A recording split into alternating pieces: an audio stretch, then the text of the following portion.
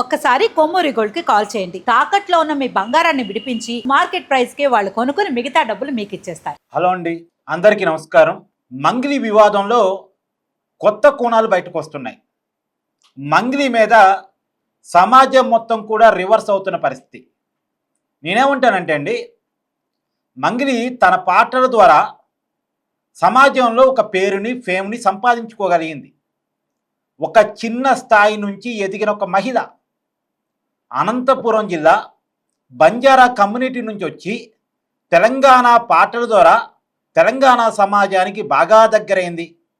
తెలంగాణ సమాజం ఆ మంగ్లీని తమ ఆడబిడ్డగా రిసీవ్ చేసుకుంది. తర్వాత కాలంలో దేవుడి పాటల ద్వారా జనంలో విపరీతమైన క్రేజ్ సంపాదించింది. జనం కొట్టినటువంటి తప్పట్ల ద్వారా, కేరింతల ద్వారా, వాళ్ళ ఆనందం ద్వారా, వాళ్ళ అభిమానం ద్వారా ఎదిగినటువంటి మంగ్లీ ఆ పేరుని నిలబెట్టుకోవటంలో, అంటే ఆ పేరుని సస్టైన్ చేసుకోవటంలో ఫెయిల్ అవుతుంది అనేటువంటిది మాత్రం ఒక విమర్శ పెద్ద ఎత్తున వ్యక్తం అవుతుంది. మీ అందరికీ తెలుసు కదా, ఇటీవల కాలంలో ఆ వివాదం మైక్రో ఫైనాన్స్ కంపెనీ పేరుతోటి కోట్లాది రూపాయలు సామాన్యుల నుంచి మంగ్లీ పేరుతో వసూలు చేసి మోసం చేసినటువంటి విషయం కేసు రూపంలోకి వచ్చింది. దాని మీద లాయర్ సుబ్బారావు చేసిన పోరాటం వల్ల మొత్తానికి దాని మీద సిఐడి ఎంక్వైరీ నడుస్తుంది. సరే, మంగ్లీ మీడియా ముందుకు వచ్చింది, దీనికి నాకు సంబంధం లేదు, నా పేరు వాడుకున్నారు, ఆ మధు ఎవరో నాకు తెలియదు అని చెప్పింది. ఎవరు? మోసానికి కారకుడైనటువంటి మధు ఎవరో మంగ్లీకి తెలవదట, అది ఆమె చెప్పింది. కానీ తర్వాత కాలంలో మంగ్లీ వాళ్ళ సిస్టర్ని మధుకి ఇద్దామనుకున్నారనే విషయాలు, మధుతో కలిసి మంగ్లీ దిగిన ఫోటోలు, ఇవన్నీ చాలా బయటకు వచ్చాయి. సరే, దాని మీద కూడా మంగ్లీ వివరణ ఇచ్చుకునే ప్రయత్నం చేసింది. నాతో చాలామంది ఫోటోలు దిగుతూ ఉంటారు, నన్ను చాలామంది కలుస్తూ ఉంటారు అనేది మంగ్లీ ఇచ్చుకునే వివరణ. కానీ ఎవరు కూడా తెల్లవారుజామున ఫోటోలు దిగటం, ప్రైవేట్ టైమ్స్లో దగ్గరికి వెళ్ళి ఫోటోలు దిగటం చేయరు కదా. ఏదైనా పబ్లిక్ మీటింగ్లో ఉన్నప్పుడు ఫోటోలు దిగటం వేరు, ఇంటికి వెళ్ళి తెల్లారుజామున ఫోటోలు దిగటం ఇవన్నీ ఉండవు కదా.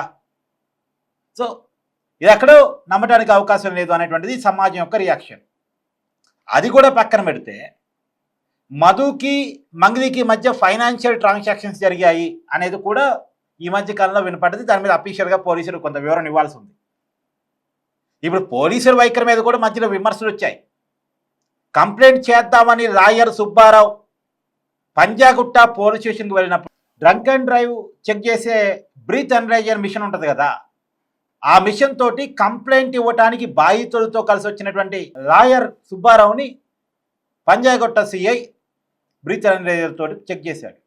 సరే, 27 పాయింట్ ఏమో వచ్చింది, లైట్గా డ్రింక్ చేసి ఉన్నామని చెప్పేసి ఆ రోజు ప్రచారం జరిగింది. మామూలుగా ఏదో 35 పైన ఉంటే తాగినట్టుగా కేసు పెట్టవచ్చట. బట్ 35 ఏమి లేదు, అతనికి 27 ఏమో వచ్చింది ఆ పాయింట్స్. సరే, అయినా సరే లాయర్ సుబ్బారావు దాని మీద కోర్టుకు వెళ్ళాడు. ఏమండి, ఎక్కడైనా వాహనం నడుపుతున్నప్పుడు తాగి ఉన్నట్టుగా పోలీసులకు అనుమానం వస్తే బ్రీత్ అనలైజర్ టెస్ట్ చేస్తారు, అప్పుడు కేసు నమోదు చేస్తారు. అంతేగాని పోలీస్ స్టేషన్కి వెళ్ళిన వాళ్ళ మీద బ్రీత్ అనలైజర్ టెస్ట్ చేయడం ఏంది? ఇది ఎక్కడైనా ఉందా అసలు? నడుచుకుంటూ పోలీస్ స్టేషన్కి బాధితులతో కలిసి ఒక లాయర్ వెళితే లాయర్కి బ్రీత్ అనలైజర్ టెస్ట్ చేయడం ఏమైనా ఉందా అనేది, అంటే ఏమన్నా అలా చేసుకునే అవకాశం ఉందా మన చట్టాల ప్రకారం అని చెప్పేసి అనేకంగా కోర్టుకి వెళ్ళారు. కోర్టుకి వెళ్తే కోర్టు చాలా సీరియస్ అయింది సిఐ మీద, వ్యక్తిగతంగా వచ్చి వివరణ ఇవ్వాలని కూడా చెప్పింది. దానికి సంబంధించి కోర్టు వాయిదా ఉంది. పంజగుట్ట సిఐ కోర్టుకి హాజరై వివరణ ఇవ్వాలి. ఆ సిఐ చిక్కుల్లో పడ్డాడు. ఇప్పుడు తర్వాత కాలంలో మంగ్లీ కూడా వచ్చి పోలీస్ కేసులు పెట్టింది. ఇప్పుడు పోలీస్ అధికారులు కూడా కొంత మంగ్లీ మీద సీరియస్గా ఉన్నారు. పోలీస్ అధికారులు కూడా మంగ్లీ కొంత వేరే విధంగా ట్రాప్ చేశారు, వేరే విధంగా పోలీసుల పేర్లు వాడుకున్నారు అనేటువంటిది కూడా పోలీస్ అధికారులు చాలా సీరియస్గా ఉన్నారట. ఏది పోలీస్ అధికారులకి కంప్లైంట్ ఇచ్చినప్పుడు అది కూడా తన సోషల్ మీడియాలో పెట్టి పోలీసుల పేరుని బదనాం చేసింది మంగ్లీ అనేది ఇప్పుడు పోలీస్ అధికారులకు ఉన్న కోపం అంట. సరే, అది పక్కన పెడితే సోషల్ మీడియాలో మంగ్లీకి మద్దతుగా మాట్లాడే వాళ్ళు కూడా ఇప్పుడు మాట్లాడటం లేదు. ఒకప్పుడు మా బంజారా బిడ్డ, మా గిరిజన బిడ్డ అని మద్దతు ఇచ్చిన వాళ్ళు కూడా ఇప్పుడు చిన్నగా జారుకుంటున్నారు. వాళ్ళు కూడా పక్కన పెడితే ఇప్పుడు ఇంకొకళ్ళు పంజాగుట్ట ఒక ప్రముఖ అడ్వకేట్ ఆఫీసులో లాయర్ సుబ్బారావుని పిలిపించి మాట్లాడారు అనేటువంటిది లాయర్ సుబ్బారావు చెప్పిన మాట కదా. ఆయన ఏ అడ్వకేట్ ఆఫీసులో అయితే నన్ను పిలిపించి మాట్లాడి నాకు డబ్బులు ఇస్తామన్నారు, ఈ కేసు వాపసు తీసుకోమన్నారు, డబ్బులు తీసుకొని నోరు మూసుకోమన్నారు అని ఆరోపించాడో ఆ అడ్వకేట్ కూడా ఇప్పుడు తప్పుకున్న పరిస్థితి, మంగిలికి మద్దతుగా తప్పుకున్న పరిస్థితి. మధ్యలో విరాటపలం డైరెక్టర్ వేణు, మ్యూజిక్ డైరెక్టర్ వీళ్ళంతా కూడా మంగిలికి మద్దతుగా నాతో మాట్లాడారని చెప్పేసి రాయల సుబ్బారావు ఆరోపించాడు కదా. ఆ విరాటపలం డైరెక్టర్, ఆ మ్యూజిక్ డైరెక్టర్ వాళ్ళు కూడా స్టేట్మెంట్ ఇచ్చారు, మాకు సంబంధం లేదు ఈ వివాదంతో అని చెప్పి స్టేట్మెంట్ ఇచ్చారు.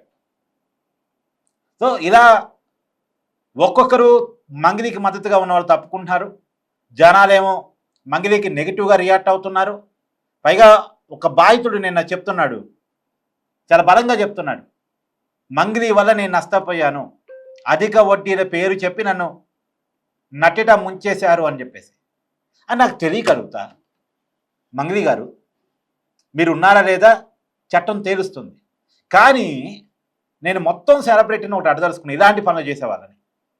మీకు సామాన్య కుటుంబం నుంచి వచ్చారు, పేరు వచ్చింది, డబ్బు వచ్చింది, సమాజంలో గౌరవం వచ్చింది, ఇన్ని వచ్చాయి కదా, మరి ఇంకా ఏంటి, ఇంకేం కావాలి అసలు, ఎంత కావాలి అసలు? ఏమీ లేని దాని నుంచి చాలా వచ్చింది కదా, మీకు ఉన్నదాంతో సాటిస్ఫై కారా? ఎక్కడో ఒక సామాన్య కుటుంబం, మీరెవరో తెలియదు, ఎవరికి తెలియదు, ఆ పరిస్థితి నుంచి ఎక్కడికో ఎదిగారు, అయినా సరే సరిపోదా? నేను డైరెక్ట్గా అడుగుతున్నా, ఇలాంటి పనులు చేస్తున్నటువంటి ప్రముఖులు అందరినీ అడుగుతున్నా, ఒక మంగిలిని మాత్రమే కాదు. సమాజంలో ఒక గౌరవం వచ్చిందా నిలబెట్టుకోవడం అనే దాని మీద ఉండాలి కదా. ఆ గౌరవం ఎలా వచ్చింది, ఆ పేరు ఎలా వచ్చింది? పేరు ఇచ్చే వాళ్ళు ఉన్నారు కాబట్టి వచ్చింది. గౌరవం ఎలా వచ్చింది? గౌరవం ఇచ్చే వాళ్ళు ఉన్నారు కాబట్టి వచ్చింది. గౌరవించే వాళ్ళు ఉంటేనే వస్తుంది కదా. పేరు ఇచ్చే వాళ్ళు ఉంటేనే కదా వచ్చేది. మరి ఆ పేరు ఇచ్చిన వాళ్ళని, ఆ గౌరవం ఇచ్చిన వాళ్ళని, ఆ ఫేమ్ ఇచ్చిన వాళ్ళని, అభిమానంతో భుజాన మీద మోసిన వాళ్ళనే మోసం చేద్దాం అనుకుంటే ఎట్లా? ఈ మైక్రో ఫైనాన్స్ వ్యవహారంలో చాలామంది బంజారా బిడ్డలు మోసపోయిన వాళ్ళు ఉన్నారు, గిరిజన బిడ్డలు మోసపోయిన వాళ్ళు ఉన్నారు, సామాన్యులు మోసపోయిన వాళ్ళు ఉన్నారు. వాళ్ళకి ఏంటంటే ఒక సెలబ్రిటీ పేరు చెప్పుకొని ఒక నమ్మకం, వాళ్ళు మోసం చేసే వాళ్ళు కాదు, అంత పెద్ద పేరు ఉంది కదా, వాళ్ళు ఎందుకు మోసం చేస్తారు, ఆ పేరును పోగొట్టుకోరు కదా అనేటువంటి ఒక నమ్మకంతో డబ్బులు ఇన్వెస్ట్ చేస్తారు. అందులో చాలామంది అధిక ఆశ, అంటే అధిక వడ్డీలకు ఆశ. ఏముందండి, 1,00,000 రూపాయలు పెడితే నెలకి 10,000 వస్తున్నాయి అంటే 10 రూపాయలు వడ్డీ కదా, వెంటనే పెట్టేస్తారు. అందులో ఈ డబ్బుని ఇంకో చోట ఇన్వెస్ట్ చేస్తున్నాం, ఈ ఇంట్రెస్ట్ కాక నీ డబ్బు రెట్టింపు అయిద్ది అని మాయ మాట చెప్పేసరికి వాళ్ళు ఎక్కడో ఊహల్లో ఉండిపోతారు. అందులో పెద్దోళ్ళ పేరు చెప్తున్నాడు, పెద్దోళ్ళు ఇన్వాల్వ్ అయి ఉన్నారంటారు, నిజంగానే వాళ్ళకి ఫేమ్ ఉంది, వాళ్ళకి సమాజం తెలుసు, వాళ్ళు ఎక్కడో ఇన్వెస్ట్ చేస్తారు, చేసినప్పుడు నా డబ్బు రెట్టింపు అవుతుంది కదా అనేటువంటి ఒక ఆశతోటి వాళ్ళు ఆ నమ్మకంతో ఆ డబ్బు ఇచ్చేస్తారు. కానీ నేను చెప్తాను, అలా ఎవరు ఇవ్వకండి. నైట్కు నైట్ మీ డబ్బు రెట్టింపు అవుతుందంటే నమ్మకండి. ఇంద్రా సినిమాలు అనుకుంటా ఒక సీన్ ఉంటుంది, ఏదో రాళ్ళ మూట ఫస్ట్ నీళ్ళలో పడేస్తారు, అది రెట్టింపు అయింది, అలా అని చెప్పేసి అది నిజంగా ఉన్నదంతా వేస్తే రెట్టింపు అవుద్ది అనే ఆశతోటి ఒంటి మీద బంగారం అంతా తీసి మూట కట్టి నీళ్ళలో పడేస్తారు. కళ్ళు మూసుకొని జపం చేసేలోపు ఆ మూట మాయం చేస్తారు పూజారి రూపంలో ఉన్నటువంటి బ్రహ్మానందం వీళ్ళు. అట్లా మాయం చేసే వాళ్ళే ఉంటారు సమాజంలో, మాయం చేయటం మాత్రమే ఉంటుంది.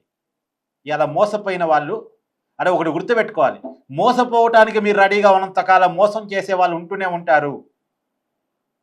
మళ్ళా మోసం చేసిన వాళ్ళు ఏంది, మోసం చేసిన డబ్బులో నుంచి కొంత వాడుతూ వ్యవస్థలు మేనేజ్ చేసుకోగలుగుతారు వాళ్ళు. మళ్ళా వాళ్ళు సేఫ్గా ఉండటానికి వాళ్ళ ఫేమ్ని, వాళ్ళ డబ్బుని, వాళ్ళ పవర్ని అన్నిటి ఉపయోగించుకుంటారు. వాళ్ళు కొంత సేవ్ అవుతారు ఒకరోజు కాదు ఓ రోజు. కానీ మోసపోయినోడి జీవితం మోసపోయినట్టే ఉంటుంది. ఏది ఏమైనా ఇలా మంగ్లీ మీద మాత్రం అందరూ తిరగబడుతున్నారు. ఇలా సంపత్ నాయకు ఏకంగా తెలంగాణ మూవీ ఆర్టిస్ట్ అసోసియేషన్లో కంప్లైంట్ పెట్టారు, ఆమెకు అవకాశాలు ఇవ్వద్దని. ఆ కంప్లైంట్ పెట్టిన అవకాశాలు ఇవ్వరని నేనైతే అనుకోవట్లేదు, ఎందుకంటే ఇంకా కేసు నిరూపణ కాలేదు కదా, మంగ్లీ మీద ఎఫ్ఐఆర్ నమోదు కాలేదు కదా. సో మంగ్లీ ఒక నిందితురాలుగా ఇప్పటికైతే లేదు కదా. అందులో మళ్ళీ దాన్ని కోర్టు తేల్చాలి, నిందితుడిగా చేరిన తర్వాత కూడా కోర్టు తేల్చాలి. అప్పటి వరకు మంగ్లీకి ఉన్న ఏదో అవకాశాలు పోతాయని నేనైతే అనుకోవట్లేదు. బట్ చూద్దాం ఏం జరిగింది ఈ కేసులో అనేటువంటిది. ఏదేమైనా మంగ్లీ మీద ప్రజానీకం కావచ్చు, సోషల్ మీడియాలో నెటిజన్స్ కావచ్చు, ఈవెన్ ఆమెకు మద్దతుగా నిలిచిన వాళ్ళు కావచ్చు, అందరూ కూడా ఇప్పుడు రివర్స్ అవుతున్నటువంటి పరిస్థితి. మొత్తానికైతే ఆమె సైలెంట్గా ఉన్నారు, కొంత మీడియాకు దూరంగానే ఉన్నారు. మీడియాతో ఏం మాట్లాడితే ఎటుపోతుందో అని చెప్పేసి అనుకున్నట్టున్నారు, ఆ మీడియాకి దూరంగా ఉన్నారు. చూడండి రాబోయే కాలంలో పోలీస్ ఎంక్వైరీ ఎలా ఉంటుంది ఏంటి ఆ కేసులో నిందితురాలుగా మంగ్లీ చేరతారా లేదా చూడాలి. మంగ్లీ ఎపిసోడ్ మీద, మంగ్లీ వ్యవహారం మీద మీ అభిప్రాయాన్ని కూడా కామెంట్ చేయండి. Thank you.